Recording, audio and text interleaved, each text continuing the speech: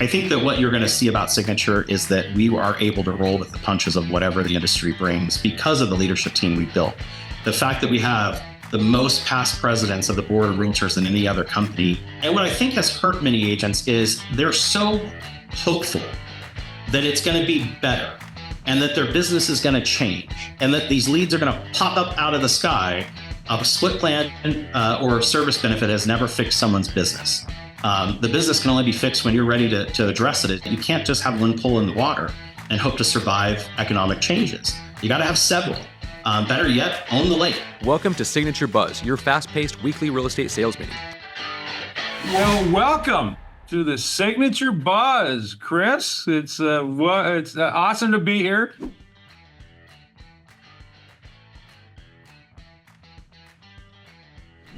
This is the upgraded Signature Buzz.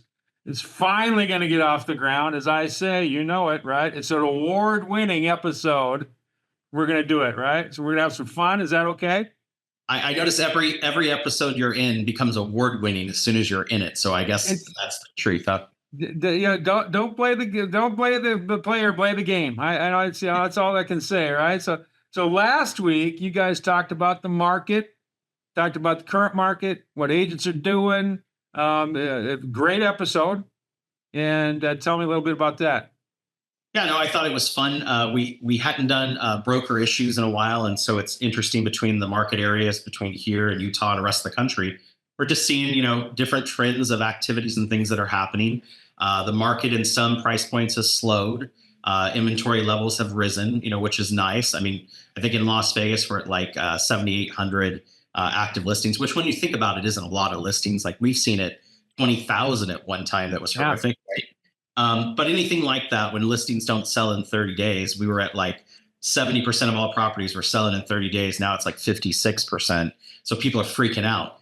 What I was really intrigued by, Brandon was talking about, is that, there are a lot of agents in our marketplace that were not licensed when they had, 3 to 4 month marketing period. So they don't know what to do in this instance. And so it's just letting them know it's okay.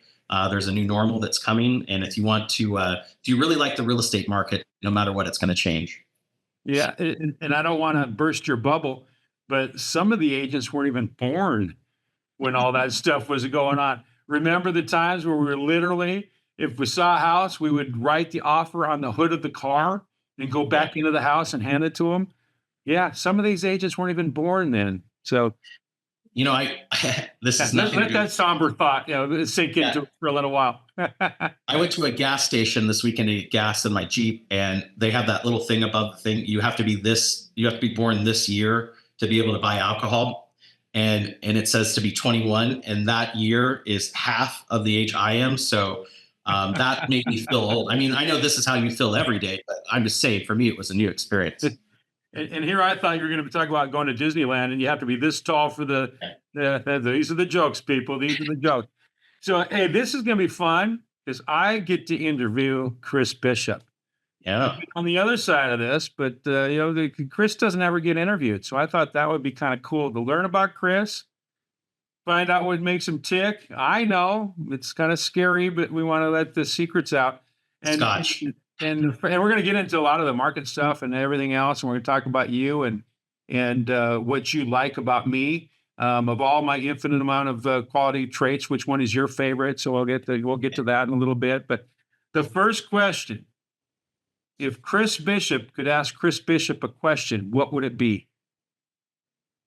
Why didn't you go to law school? Why didn't you go to law school? Huh? Yeah. Was that a thought? It was. I actually started down the road of getting my political science degree, and I'd gotten a scholarship like anyone in Nevada from the tobacco money settlement. So I had a free ride through school through UNLV, and to do that, I actually had some scholarships to some other places that I didn't take. There weren't enough money, and I didn't want to move. And I had started the trajectory of going to complete that degree and then move on to get my law degree. I actually have a brother, older brother on my dad's side, that's an attorney. He's a law professor. And that has nothing to do with why I wanted to do it. But I thought, it's an intriguing field. I'm good at arguing, my wife says. And I just thought that's what I wanted to do. And I was about 3 semesters in, and I was sitting in a social studies class. And you know how they have some of those classes where there's big auditoriums and you're like one of several hundred people sitting in a room. And the guy gets up in front and he says, if you listen to everything I say and you pay attention and you work hard, you might make $100,000 a year. And I'd already been selling real estate and I'd made that in about 4 months. And I'm like, what the hell am I doing here? So I got up in the middle of the class and I left, and I never went back to school. And Really? sometimes I regret it. I didn't finish Yeah. it. Yeah, I really do.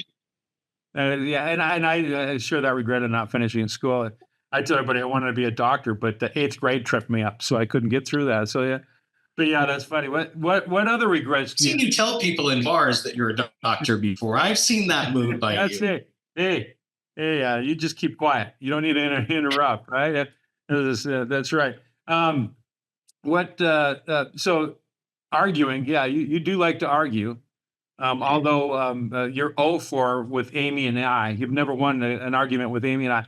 But what is it about the political? Because you're a political junkie. What is it Yeah. about the political discourse, but the process that you enjoy the most? You know, I just have always loved the involvement. Funny enough, my parents make fun of this a lot. When I was in kindergarten, everyone got up to say what they wanted to do in kindergarten, you know, like in an auditorium. And I'm like, my last name's Bishop. So I'm like close to the front of it, right? Luckily, there were 3, 4 kids with names similar. And I got up and I said, I want to be the president of the United States. And the whole place erupted, right? And so since that moment, it's just kind of been in the back of my mind. I thought, well, that's cool. And so, but I think I said I want to be the president, and I wasn't very specific. And so I've been president of several organizations. Yeah. So if anything you learned from the thing today, be very specific of what you want to be president of. But yeah, I was involved in my student council in high school. I was student body president. I ran for that, ran for different things. I met you running through the board of realtors through different parts of it. And I just always loved that service and being at the table, hearing the issues and voicing my opinion and looking out for those around me. And I did actually have aspirations of someday maybe running for political office, but I have no desire to do it right now. But I could see that down the road. I enjoy it. Yeah. And if you watch Madam Secretary or any of the what's the other one that came out, Designated Survivor, I mean, that stuff is just interesting to see and watch. And so I've always been kind of a political junkie, if you will, of the issues and what's out there. You have, and we've had some great discussions, and I love the discussions that we have, and don't take it personally. You just move on. But yeah, and it's easy for me because I win them all, so it's all good. You know that I just Yeah, exactly. you just move on. Yeah. Your involvement in the and you're right. You've been local president, state president. I think I told you one time, slow down. You're going to do all this stuff before your drinking age, and you almost did. You're I tried. done. Well, yeah. Um, what drove you in that direction? I think I know the answer, but what drove you into that direction of volunteering and volunteering to get abused as the president of the association? That's about what it is, but not quite. You know, I had no intention at all. First off, I had no intention of getting into real estate. It's funny, my daughter says the same thing to me. She's 17, going to be 18 soon. And, I'm trying to push her, get your license, just have it as a backup. If my dad was a welder, I'd want to know how to weld as a backup to whatever I did, right? And so her dad's a realtor. And so I'm like, just get this license, have it in your back pocket. If you don't use it, fine, but at least you always have it. And I kind of felt the same way when I was going through that. I actually didn't get my license until I was 22 or 23. I started working in the interior part of a real estate company. And so I was watching all these things. I was watching how agents work and how they do their business. And this is back when email just really started. Like I remember we were just getting email and it was exciting. Pagers were going away. And during that time, I was watching my mom and my dad, Keith, go through the process of being presidents. I grew up around it with the association. And for me, that was my social network as a kid. Those were my aunts and uncles. Those were the places we went, had barbecues, and going to the installations was a family occurrence. Like we'd have a family table. And so I'm never joining this group. I'll never be part of this. And I got my license and my mom said, you're on a committee. And I said, I didn't go to any meetings. She goes, that didn't matter. And so I got on a committee. I remember the first one I was on was actually scholarship. And many people don't know this, but many of the boards throughout the country do scholarship contributions for the kids or family members of realtors. We've had one in place for 25, 30 years. Yeah. Where we provide scholarships for kids off to college, for members getting additional education. Maybe I should go apply for that. And for their family members, and even designations and stuff. And so I got on that committee. And then a year had gone by really quick. I was selling houses, going through that. And this is 2005. And so the market was great in 2005. And so there was an opportunity to run for the MLS committee, because I thought that's where the cool kids are. So I ran, and this is how bad it was. There were only 3 candidates for 2 spots, and I didn't make it. And it was selected by a committee of 12 people, and I knew half, right? So I didn't get it. And then about 3 weeks later, and this is when you and I had known each other before then, but you and I ran in that next election for the board of directors. I'm like, how do I qualify for this? I've only been a member for like 2 years. I served on one committee, and I'm like, boy, these qualifications are low. And so I ran, and I won. I won in that election with a bunch of friends. Now I consider close friends. Janet, Dave Tina Sr., Tom Blanchard was the next year. You got on the board later that year, and a lot of us were there together. Haiti, it was all in the same time. Yeah. And Brandon showed up a year or 2 later after that same thing, and but it became a thing of what's next. And so I served on the board. I utilized it for my business. So I used the information to provide value to my clients. I used the info to provide value to my office. And as I went through it, it became kind of like a drug. I want to know what's going on. I want to be part of the discussion. I want to see what's happening. And there were a lot of things that we were part of that kept the industry moving forward. And that's how I always kind of felt about it. And so, I just went next step. And then it was kind of like, all right, well, I got to do something or I'm off. So I ran for treasurer, and then I won that. And then I ran, you and I did that together. Actually, I was treasurer. There was someone in the middle between us, I think, and you were running for president-elect. I ran for VP that year. Yeah. VP. And then, and then I ran for VP and lost. Remember that? And you were the guy that had to call and tell me that I lost by like 80 votes. And I thought, are you screwing with me? I actually remember saying that. And you're like, no, you lost. Sorry. And then I ran the next year. I hated making the other call, the 1-1 too. I hated that more than I hated calling you, but yeah. But it was cool. I came back. I won the next couple of elections. Yeah. I got to be president 2018. And so I think I was 35 when it happened. So I was one of the youngest. I wasn't the youngest, actually. I heard Devin and Mark Musevic were same age, they said. But I got credit for being the youngest. Youngest acting. Yes. But Devin's an old soul. Yeah. What was the best thing about that experience? The people. The relationships and friendships I made through that have been invaluable to my business. The information and things that I learned have been invaluable to being a broker. Really, I mean, like, there is no great training to train someone how to be a broker. You can go to great designations, you can go to great classes, you can have great mentors, but you throw yourself into the deep end at the association of all the things in the industry, and it's a wealth of knowledge and info, and the people around you are the ones I got the most from. Every great responsibility and role I've had is because of someone I met down there at the board. And it's amazing how small of a group 16,000 agents really are. I think that it's kind of become a little bit too commercialized. It's a little bit too much for profit than it was then. Like, I think we wanted the organization to be about the benefits of the membership. And now I think some of them are more concerned about profitability and reserves, which is not a bad thing. But it's just not the way it was when I was there. And so some of that changes, and all things change. But yeah, the people were worth the whole thing. Agreed.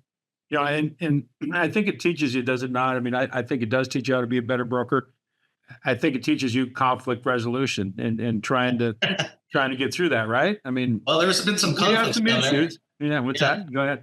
There have been some big conflicts down there for sure, and I think that it teaches you how to work with people that aren't from your company or in the same vision plan, and having to take all of that in and understanding that we're all heading towards the same place, but we're just going to take different roads to get there. So I learned that from it as for sure. The issues, like being able to communicate with somebody and to understand their perspective, has been invaluable to me. Taking care of transaction issues with my agents and doing it myself, going through it. It is kind of funny. There is a secondary side to that. One of the things that's always really bothered me is that some people get a title at LVR and they let it go to their head. And I'll never forget, Keith, I'll never forget. I'm sitting on the board as an executive officer, right? And some guy calls me up and he goes, it was a transaction issue. And he goes, well, I don't know if you know this or not, but I'm on professional standards. And I said, you are? And he goes, yeah, so you better do what I say or I'm going to turn you in. And I said, oh, okay. And I said, well, I'm on the board of directors. And he goes, for who? And I said, the place that you're talking about. And he had no idea, right? But I never liked that. I never used the position against somebody. I used it for somebody. And I think that the outreach plan and sharing that message of how everyone can be helped by involvement was really important to me. And that's what I wanted to leave a legacy of as much as I could of that value. Yeah, and I think legacies are, they're important, and it sounds egotistical, but it's really not. Yeah. I mean, they're doing something for the good, for the betterment to establish that. I think is what we all try to do. Yep. From the building they're in now, I take great pride in that, and I know you should as well, and because we got the ball rolling. I mean, yeah, the decision was made, but we got the ball rolling. We got the land, got the design build, and Yeah. and I'm very proud of that. And I think it's something we It was all. it was a huge thing of transition to go from one location to the other, and there's so many people stuck in it, this is the way it's always been, and so that was a great thing to see. I mean, I was the president that opened the building. I think that's Yeah, you remind me of that all the times. Yeah. but like there are parts of it.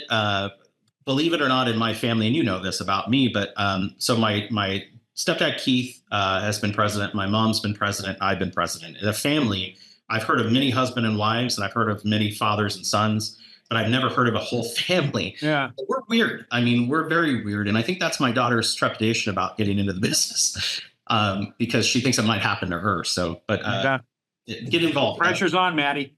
Yeah. You need to play this for her. The pressure's on, Maddie. The President Maddie. It's on. Yeah, and I was going to get into that too. I mean, the family dynamic and from all the realtors that you grew up in around and your family, and that's important. And it's just an expanded family, really. But you're truly as a family. And how did that help, or not? Perspective is everything, right? And I think that I have a very interesting perspective for a broker, that for people coming into the business, I know what it's going to be like for your kids because I was a child of a realtor. I know what it's going to be like for you because I am a realtor. And from the family aspect, I think this has always been a family business. Like, I think that, we're reliant. I hope the agents listening are reliant on their family supporting them for what they do. My wife is in the industry as well. As you know, my wife runs a transaction management business. And so every member of my immediate family, my stepdaughters, worked for my wife in her business. And so, when the market tanked, my entire family was in the same bus, riding down the ridge on fire, right? Government cheese. Yeah, we made it through that, and we made it through horrible things to get to where we are, and we've learned a lot from it, I think. But the cool part was, yes, it was great having that involvement, that family piece of it. There are major brokers and agents right now in the marketplace that I grew up with. We were kids together. And I'm born and raised in Las Vegas. And so that perspective, I think, has been invaluable for my real estate career. I've watched the city grow over the last 40 plus years and different experiences with that. And so I think all of that was good. But you know what? If I left this marketplace tomorrow and I went to a new market, I think that I would tell everybody that you need to make sure that your immediate family, your spouse, your children, that they understand what your job is and how it works, because don't take for granted that they do.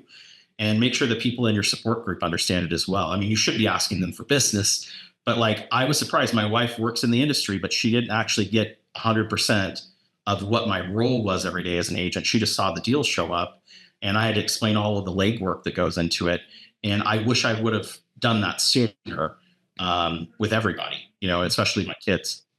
Yeah, interesting. What's as GM of Signature? I'll ask you a couple of things. What's your day look like? So GM doesn't mean generally a manager. it's general manager, right? And so the idea of it is that I coordinate for Brandon the operations of the company. And so my day, it's not one office. I'm not part of the Northwest, not part of the others. It's all the offices of Signature and their involvement.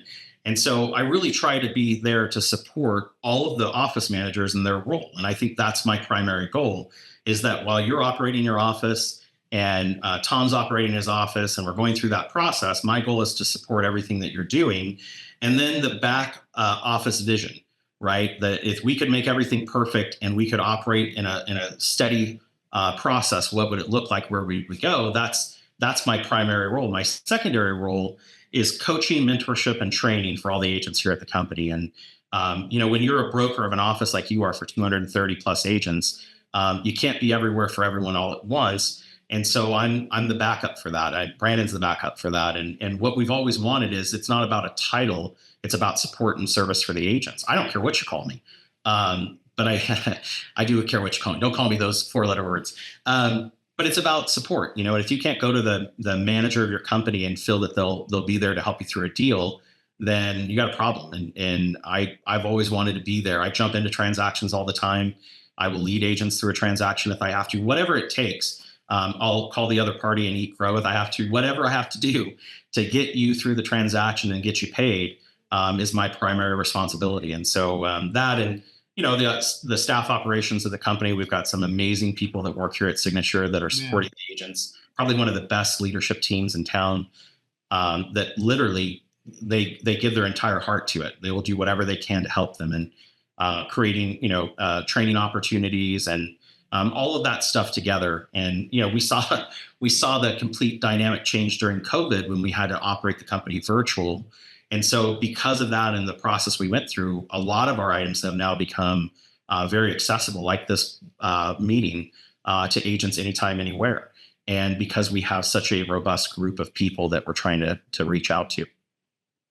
That's educated. You know how I sometimes fight the online, and not because I don't like the online, but I also want the energy and the dynamic of the in office, and so that brings up kind of an interesting dynamic. I mean, online versus in office and all that stuff. Looking ahead, 1 and 3 and 5 years. This isn't like a job interview, but where do you see Signature? Where do you see Signature fitting in the industry? And what do you think of the industry? We've got a dynamic of all these companies that as you know, and I'm going to say it again, the Tupperware sales, and they're building their downlines, and they're not doing real estate anymore. They're building downlines. And so where do you think we fit in the industry and all that? So as far as Signature, the reason why I think Signature is such a robust company is because of the leadership, because of the leadership team and the vision that Brandon has. Brandon's always said, this isn't my company, it's their company. And he takes every decision that way. He thinks about the agent that he's helping. And he's sacrificed profits in some cases for service to the agent. And I think that what you're going to see about Signature is that we are able to roll with the punches of whatever the industry brings because of the leadership team we've built. The fact that we have the most past presidents of the board of realtors than any other company, the fact that we have these industry leaders that are part of our group, the fact that we have top producing luxury and residential and commercial agents in the company providing their input, we're always talking about what's next. And I think that we've seen, there's always the stigmatism that 100% commission meant zero service. And that's not true. We present a huge amount of services that we have for the agents, and there's 100% of support. I've never seen, and I've been part of some split-based companies, some tier modeled companies, where the level of support was very small compared to the amount that you were contributing. And I think here at Signature, you can say for the amount of money you're contributing, you have a massive amount of support. And that comes from the leadership of the group. As far as what the industry is going to do, there has never been a time that I've been in the industry where there wasn't some new cool gimmick. And I think that what happens is many of the agents, and if you think about this in the model of just Southern Nevada, we have 16,000 realtors who have the same license, the same membership, the same MLS, the same MLS key. Many of them don't have lock boxes. And they have the opportunity to do everything that you can do. And yet probably what do we say the numbers are? 87% didn't do a deal at all. And so there's a very small area, and we have a lot of producing agents at a company of our size. And so I think that comes back again to the leadership and to the training. But there's always a gimmick that's going to say, we're going to make it easier over here. Come over and bring your money, right? We're not that person. We want you to be here because you want to be here. Our biggest recruiting tool to the company hasn't been the management team, it's been the agents. They're telling others, come over here. And that's without getting anything. They don't get an extra share of stock that may or may not go up, down. They don't get the Tupperware piece that you're talking about. They get the pleasure of seeing someone happy in their career. And we have made some incentives now where small contributions that we can do just to say thank you. We've grown the most from people that you want to work with. And I think that's the place I want to be. I want to be where someone wants to talk about it and bring someone over just because. And we've had those agents go for the shiny penny, find out it's not what they want, and the door is open. We've brought them back. And so I think that says a lot about the family feel of the company we're part of. And so the industry is going to do what it does, and we're going to do what we do, and we're all going to be here because we've been here through worse. Unless someone, unless the aliens come, that's about the only change I am not prepared for. Beam me up. Yeah, some people think they're already here. Well, that's true. And I too. love that, the gimmick. I love that. So yeah, I'm still going to call it the pop. Yeah, fresh for chic. No, to listen to the pop for freshness, the Tupperware, right? But the gimmicks, and you're right. I think it's important that there's that distinction. That our agents are so much part of our family that they're recommending agents to come here, not because they're building a downline. And you're right, they don't get any. If they bring 3, they get $100 off there. So, but that's in the scope of things, that's nothing. And I we can be proud of. It is. And I've been to some of these companies years ago. I was with a company that had a big plan on the downline, right? And I brought many people to the company, and I had people below me. And what people don't do, and I was guilty of this, is they don't read the fine print and they don't own calculators. If you're going to make a decision, like not one person here at this company has ever stood in front of somebody and said, oh my God, that's a dumb idea. We've sat and said, let's think through that and how it would benefit you. Have you looked at the fine print? And what I think has hurt many agents is they're so hopeful that it's going to be better and that their business is going to change and that these leads are going to pop up out of the sky, that they are willing to put on blinders and just go blindly into it because the faith and hope that it'll happen is what they needed more than anything else. And it was about their mindset and about their activities. A split plan or service benefit has never fixed someone's business.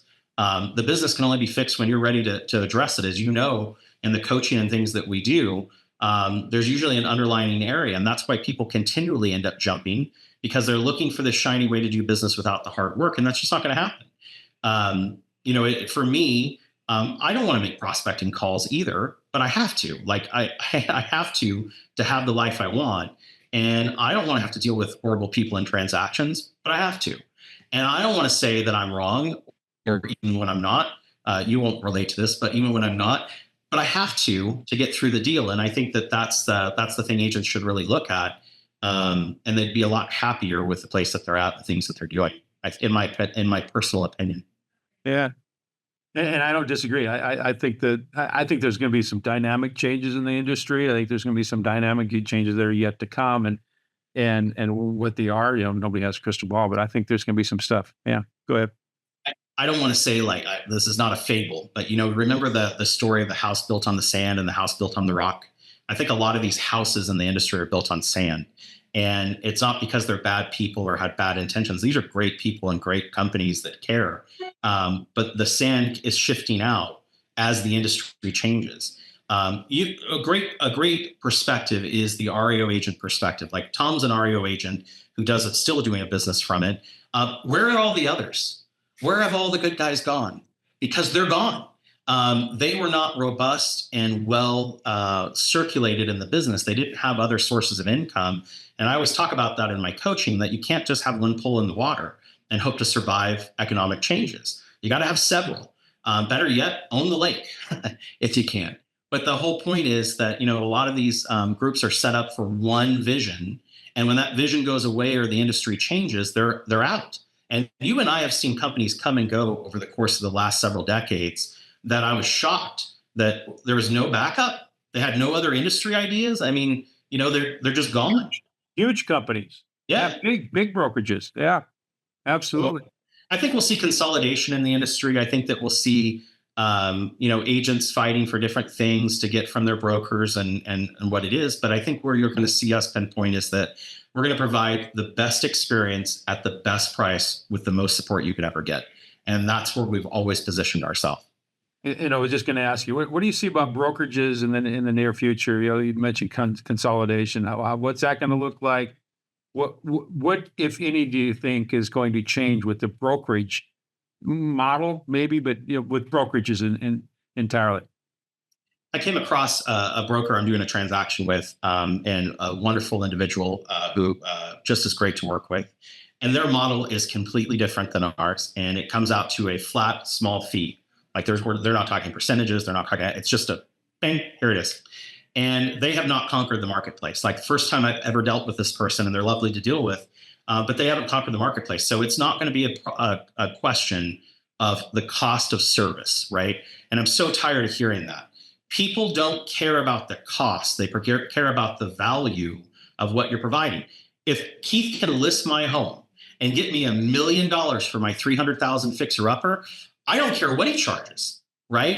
And that's where it's always been. And I think the other thing is people want reassurance that it's going to work out, that the sun is going to rise tomorrow, and that I'm not going to lose everything. And when you think that your biggest asset that most people own is their home, there's always going to be a need for a realtor that can share their value. Now, what I do think is happening is I think there are many unprepared and many unwilling to understand that.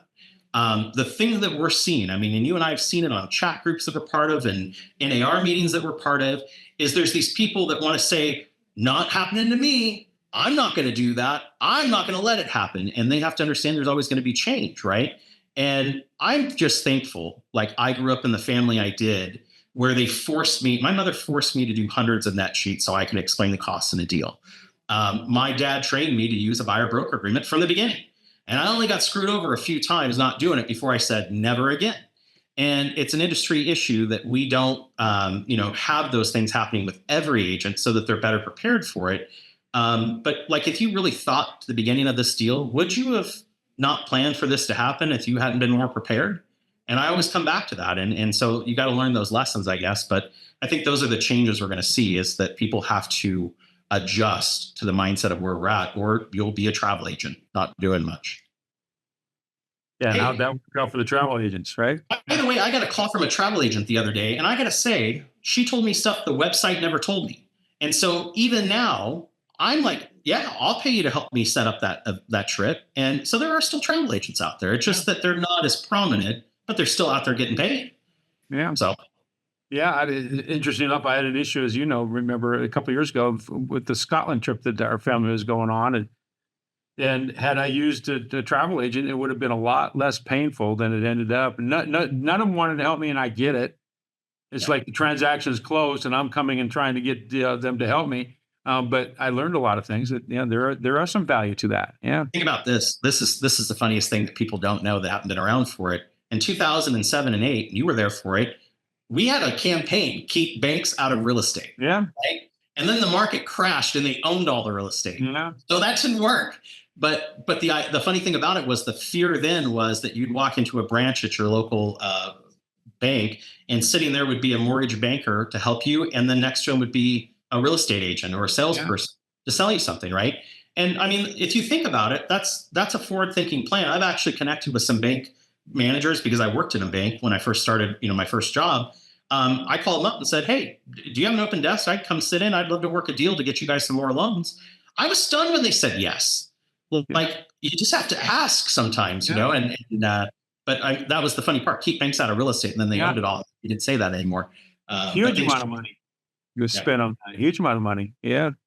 What about consolidation? I've always been, agree or not, so many of these brokerages, and I get there's reasons, and I'm not saying it's bad. I'm not saying a brokerage of 10 agents is bad. That's not what I'm saying at all. But we have got a dearth of brokerages that have, even 50 and under.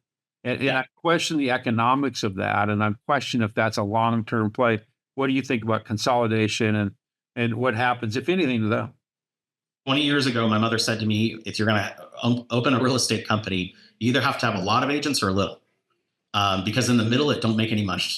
Yeah. And it happens that way because you have to remember every agent is an independent contractor operating their own business goals.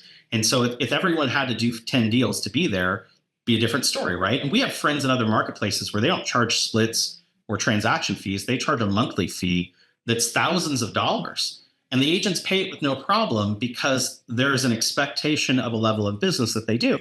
And so all of those models work. But when you have agents like we have allowed at our company, we have agents that are just doing this as a part-time supplement to their full-time job. They're going to do 1 or 2 deals a year to help increase their income. And that's great. And I think with our model of the support that we have, we're able to ensure that they do those deals in a better, easier way that doesn't jeopardize them or the client. And then we have agents that make a 7-figure income selling real estate. Fantastic. And then we have everything in between. It used to be when I got in the business very first time in 2005, you sell 6 houses and you made above $100,000. And now the price is even higher than it was then. And agents are now articulating their value even better. And so it doesn't take a lot to make that level of income. But $100,000 doesn't go very far anymore. Not like it did. And it ain't because of the tariffs. It's just because everything costs more. But I think that we're going to see a lot of these companies that have just launched to launch and they're in those weird middles. They're going to have to figure something out. Yeah. Better yet, my whole vision has always been about leverage for me personally. Like I am still a practicing real estate agent. I sell real estate personally. I have my database that I've had for the last 18, 19 years. I do property management as a property manager. I luckily have it serviced here at Signature. They do an amazing job taking care of that. I coach and train agents. I recruit to the company and mentor agents that get into the business. So as you can see, I have multiple pools in the water. Plus, I have a very lucrative referral business, referring people across the country and getting referrals back. I've joined, I don't know how many referral groups that I am part of or pay for or take part in just because of another pull in the water. And so I think that the other thing that has to happen, and Brandon's always very visionary about leverage for the company and what's the best thing to protect the company. That's what agents need to be thinking about in their business. If you only have one business source and it's your aunt who sends you every deal that you get, you need to leverage or protect. Keep Annie alive. Yeah. Brandon's not here, right? No, I don't think he's sitting on the call. So tell us about Brandon. Brandon is a great guy. Like, it's one of those things where I had known Brandon a long time. Him and I got in trouble at an event. We were sitting in the back of the room at an installation. We'd had a little too much, to drink. And we were laughing. I don't remember whose install it was, but they probably have talked to me since. And I just remember thinking, what a cool guy. I could work for that guy. And I was a competing broker at another company. And what always shocked me about him is he was always very calm and always very relaxed and laid back. Like he didn't really get upset with things that would happen. I'm a little bit more of a hothead. I'm kind of like my mother. I go from okay, pissed as hell, and he just always was kind of calm and collective. And if you see him mad, something happened. Like somebody lost an arm. Yeah. He's just, but that's how he looks at the world around him. And that's why I think he's such a good broker, because when everyone else is losing it and when everyone else is threatening this or that, here's Brandon with a calming voice saying, what can we do to make this work for everybody? And I think that's a skill that I've really worked inside, knowing him and working with him to try to develop better. But as far as it goes for owners, if you have an owner that's willing to drop everything and help you, that says a lot about a company, and he's that guy. I mean, I think he'd go to an open house with you if you asked him. I don't think anyone's asked him lately, but I think he would. I think he's that person. And he'd try to help make it the best open house ever, Yeah. I was past president. Yep. My Brandon story. Couldn't get rid of you. Yeah, couldn't get rid of me at the local level. And that was at a time when we were doing the syndication, the syndication world had changed so that we could charge. And we just had if you remember, we just had, here's our blueprint, here's our agreement, here's our fee. Nothing changes. Nobody gets a sweeter. Nobody gets this is our deal. You want to get part of it? Well, the RJ, and I think you remember this, I just flat out, because the RJ says, no, we want to do it different. When I was president, I said, no, this is their deal. We got to be fair to everybody.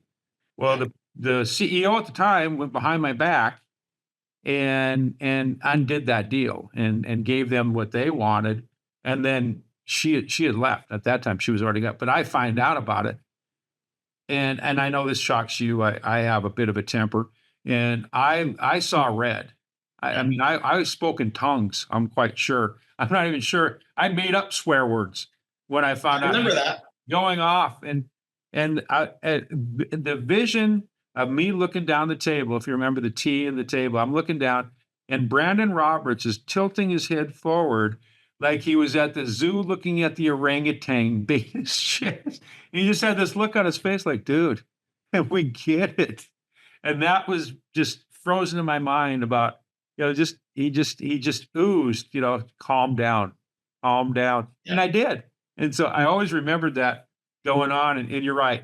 If I can't make him mad, I'm not sure the guy can get mad. So, but that is Brandon. You've tried. Oh, You've tried for sure. Absolutely. So tell us about your relationship with Brandon. Yeah, I mean, it's cool because I told him, I didn't tell him this lately, but it's great to come to work at a place that you enjoy every day. And I've had many, luckily in my career, I've had many of those places.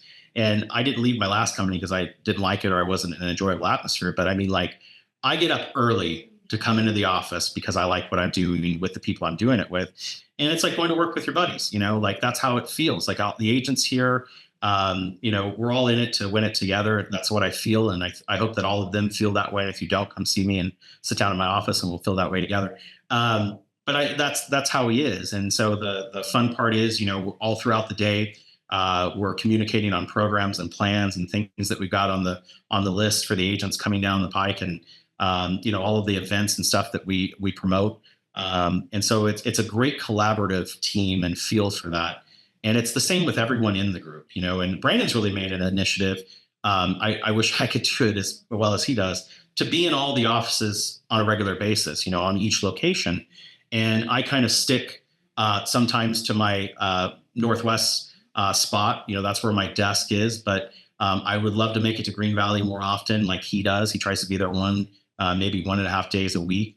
And so I try to kind of speed up that initiative for me. But it's nice to see that he wants to participate and communicate with the agents on that. Yeah, it is a great presence. Last week he came in, and I came in early, and he looked up, and I said, "Oh, geez, I'm just getting back from Parkway. I didn't know you were going to be in here at Parkway Tower, and I just got done with that. I was coming up to get my car. Thank God I stopped in." And he's got a great presence. It's impressive that he's doing all of that while he's running the state board of realtors. Yeah, for the second time in a row. Which I'm going to tell you, I am not a participator. I'm a delegator. He will tell you, what about Chris? Chris delegates everything. Yeah. I do. I believe that the strongest part of a team is the relationship that everyone can participate. Right. And so when I was president, and you saw this, you were similar, not as good as I was, but you would rely on the people that are supporting you to handle their role and responsibility. And so, absolutely. As a president, I didn't go and testify at everything. I wasn't at every meeting. I wasn't having to be in every article interview. I had great people surrounding me that could do it. And Brandon is that person as well, but he's really made some major changes that I don't think, number one, I would have taken on, but he did it. And they've gone through a process with that, and he participates at a high level. I mean, this last week, he was up teaching classes in Elko for a week. I mean, listen, I care. But I don't know that you get me to teach classes for an entire week. But that's the type of guy he is. You ask and he shows up. And so enough about him. Let's talk about me some more. Hey, here's the bad part about that. Anyway, got that off my chest. These are the jokes, people. That was funny. Yeah. So going back to you. Get back to you. Enough about them. Anyway. Get back to me. What's the one single piece of advice you would give? Well, let's do this one first. What's the advice you would give a younger Chris Bishop? That kind of was the thing about going to law school. But okay, let's go back to my career when it started. Number one, why did you not get your database together the first year you were in business? Do not listen to the naysayers. Do not listen to the people around you. I don't care that your parents are in the business. You have a base of people. You're just not thinking about it the right way. My entire social network at the time, I thought, I'm 22, 23 years old. I grew a goatee so that I looked older because everyone thought I was like 5 trying to sell their house, right? And I've had the goatee now for 20 years. But I didn't put together my base of people because I was too afraid to make the calls and ask them for business. And funny enough, guess where all my business came from the first 5 or 6 years? It came from my group of friends and their family members and their parents, right? I had all these kids I went to high school with, and there were a group of us that, I think 10 or 11 of us that went from first grade to 12th grade together, Angela Hutchins being one of them, who's also a realtor. She wasn't a realtor then, but she's a realtor now. And I think I sold everyone in her family a house, and then she got a real estate license, right? But it was the point. If I would have buckled down and I would have written on my note cards every single person, I would have had a robust and incredible SOI. But it took me a decade and a half to figure that out. And now, what's funny is 70% of my business comes from my SOI. And what's even crazier about that is I'll do $3 or $4 million a year without really doing anything. And I'll say that openly. I just talk with that group of people and they send me stuff all the time. I just got a referral today from a lady I've already sold 2 houses to this year. She said, "Hey, I think we want to buy another one because we were talking about investing like you brought up the other day." Those calls matter. Make those calls. Don't care what the reason why you can't, just do them. They need to get a call every single month. And that was the other lie I told myself. Oh, I've already talked to them. I'll talk to them in a couple of months. Well, guess what happened? A couple of months later, some other agent got to them and sold their house that I'd sold them. So if you're not in front of them every month, you're going to lose out on all that business. Don't let it happen to you, Chris. and I love that. I love that. I always tell everybody, look, the quickest, most efficient way to get an escrow is to start talking to people that already know you, like you, and trust you. Yeah. And your job is to stay in flow. That's what happens when you get it. Stay in flow with them. And you're because you've practiced and you've seen my abundance chart. And you're the proof of it. And I love because you used to track it. You wake up January 1st and you're going to have X amount of transactions, right? Yep. But it takes years to get to that point if you don't do any legwork. But that's the point. I do that for years so that every year, like people ask me all the time, they go, "Chris, I don't want to make prospecting calls or cold calls." And I'm like, listen, 24 months. You prospect every day for 24 months and you won't have to do it again. You'll have so many people in your group, and you'll be so good at it by then that you can do it in every conversation you have. The other thing I think is a big miss right now in our industry, I'm a salesperson. Like, hello, it says salesperson on my license. You know how many agents don't have anything to sell? Like, I understand you may not have a listing, and I understand you may not have a buyer, but there's product everywhere. Always have something to sell. I have a fantastic townhouse in Summerlin, 1,466 square feet, 3 bedrooms, 2 baths, and it's on for $425. And I got to say, the view of Red Rock from this condo is breathtaking. How could you not live there? I mean, biking trails, walking trails, downtown Summerlin, like always have something to sell regardless of what it is. And that's why it's so easy to make those calls, because if I only have that, I've got a reason to call everyone in my database. And cycle it up. If you don't have something someone does, get that product and start selling it to other people, because that's how it happens. And where can we sell real estate? Everywhere. Yeah, that's the other thing that I think so many agents miss, right? It's like, well, they don't live here. Well, who cares? Did I tell you about my, this is funny. This is a great story. It's good for a podcast. So I had I had a school, and I think it was Clark High School, actually, that called me up, and it was one of the teachers, the administrative teachers, and he said, "Hey, is there any chance you could use 2 interns?" And I'm like, "What are they going to do?" And he goes, "I don't know. That's why I'm asking you. Like, they need a job every Wednesday afternoon to get credits. They need it for 6 weeks in a row, but they're good at administrative. They can do some marketing tasks, whatever. But they need it to get going, and I don't have anyone else. Would you be open to it?" And I said, "Sure, yeah, I'll find something for them to do." And I'm thinking, well, what am I going to have these guys do? Like some IT work? I don't know. And so I was in the middle of creating a better, newer referral network for my referral business, right? And I thought, what's wrong with my referral network? It's all based on my perspective. It's people I know, it's people I've worked with, the whole thing, which is great. But I haven't met any of the new people I don't know. And so what I did is I took these 2 guys. They had never anything with real estate. I think they were about 17 years old, but they were great on the computer. And I said, "Guys, I want you to do this. I want you to go in every state. I want you to pick the top 3 cities. in all 50 states. So that'd be 150 cities total. And I want you to go in and Google the top real estate agent. And I want, from your perspective, I don't care how you get there, Google, Zillow, whatever website that you feel that you would go to if you were going to buy a house in that city. And I want you to put in top agent, and I want you to find the person you think is that person. And I didn't give them any more details. I didn't say, the ones with 5 stars or the ones with videos or nothing. And you got 6 weeks to do it. I'll be back. And so they did. These guys went in and they came back with 150 their perspective of top producing agent. Now, what's funny about that is I didn't say don't include Las Vegas. I didn't make the list. I deleted that person, but I didn't make the list. They brought me back these names. And so I took that information and I put it into a CRM that I have. I actually used the free one through the board and prospects. And I started marketing to that group of agents. And they're all top producing agents. They all have great internet presence. Some of them be paying for it. Some of them may have earned it. I don't know. And it's amazing the number of deals that I've been granted by this group of people. And all I'm doing is I'm sending them, kind of like Tom's episode where he sends the facts, right? I just send them the market update report that I get from the association. And I send an intro email that says, I'm Chris, I'm a local Las Vegas realtor, and I'd love to get your Las Vegas referrals. I hope you would take mine for wherever you're at. And that's it. And I send it off every single month. It's been unbelievable. And what's so cool about that is I could get these guys back and say, okay, I want you to go to every city in all 50 states that you can find and pick that person. You'd have 400 or 500 people in a matter of a few weeks in a database to market to.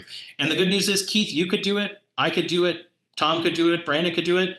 We may not even cross over to the same people. Yeah. And that's a great idea, because that just goes back into your association involvement. And I get newsletters from across the country from people I don't even remember.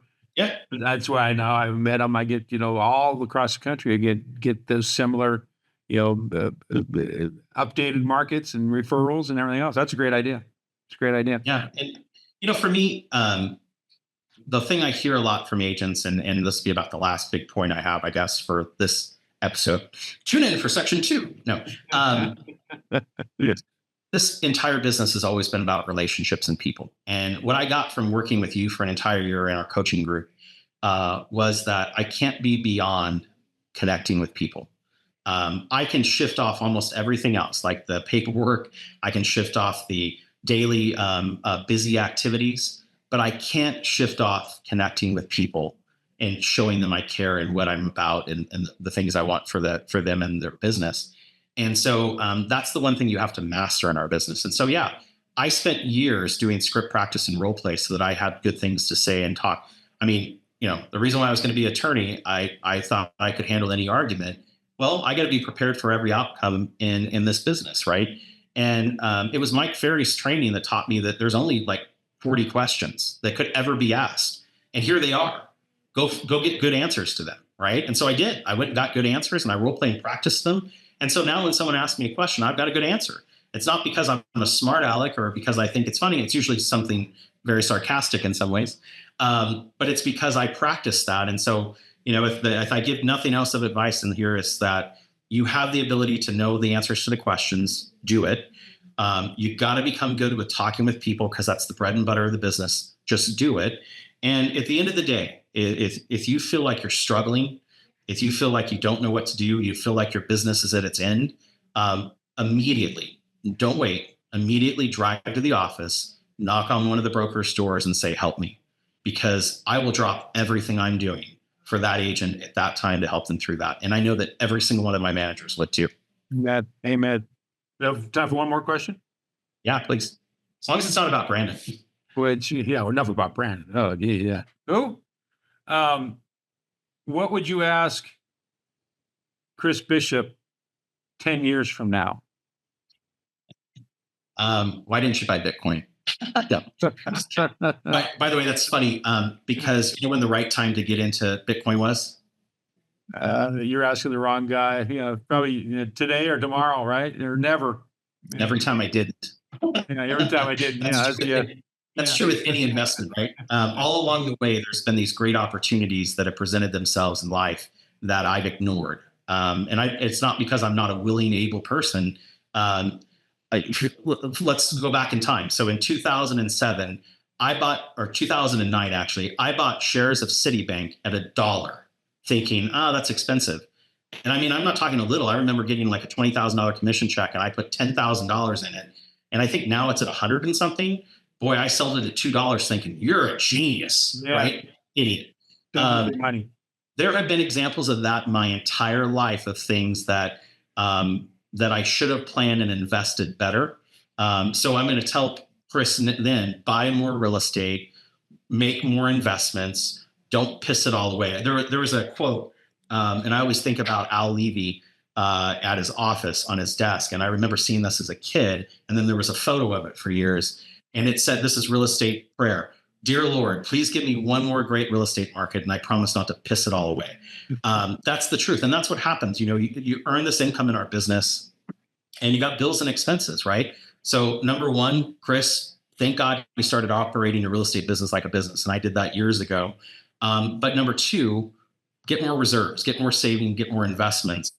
Because it seems to be, no matter what happens in the economy or the marketplace, if you stay steady with those investments, they'll ride out. Like if you would have kept that house from 2022 to now, you're making money. Like you would have made a fortune on that property. Even when it went down by 80%, right? You would have made money. And so that's true on everything about it. Fortune, the S&P 500. If you would have kept that 401k and just left it alone and not done whatever you did with it, it would have made money, regardless of all of the economic changes. And so that's what I would tell Chris, just stay the course, keep those investments steady, keep making that happen, and share the message with everybody else. That's great. And great advice too. I mean, and that's what I've always appreciated about you is you've been able to remove the emotions and remove the ups and downs and just give solid advice. And whether I've ever told you or not, I usually agree with you, but I never tell you that. So, but I think ultimately what you guys have created here is just I call it the signature experience, as you know. And I think the testament is not Brandon. It's not you. It's certainly not me. It's our agents. And I'll leave it with this. And you can comment. I'm so proud. And unfortunately, I can't be there. But the WCR has their top 25, and we've got 5. Yeah. From Signature Family, and so very proud of that, and all of those guys that are there. That says to me what we're all about. And so I want to thank you. I want to thank Brandon. I want to thank all of the management, everything, for creating what you guys have created. And I'm going to say that was what attracted me here in a way. Janet has a lot to do with those activities and those things. And, yeah. Janet identified and said, hey, this is a great organization, has a great thing. Where are our gals that need to be recognized for that? And Janet went out and got every single one of them to get in and get the application, do those things because she cares. And I remember going to LVR events, and I had my group with me, but Janet had a sea of signature agents, dressed in their signature shirts. And it was that camaraderie that I thought, that's really cool. And that's the testament to all the leadership team that day in and day out, and the support team that make that happen. And so that's why I'm here, why I'm going to continue to be here, and why I love working here. But yeah, thanks for the time and interviewing me. Hopefully we shared some info with the group that was helpful, but I just want to leave the final point. Again, you don't have to have a coach to have success, but if you do, it's even better. And at least if you do nothing else, reach out and talk to your manager or talk to one of the brokers and discuss your business plans and where you're at, and make sure you're on track and it makes sense. I do that on a regular basis with all of you and others that I know in the industry, because I want to reaffirm that I'm not crazy. Sometimes they don't, but it's worth it. So thanks. Amen, brother. Amen. So as Brandon always say, here at Signature, we're always reaffirming your success. Thanks for tuning in. Have a signature day.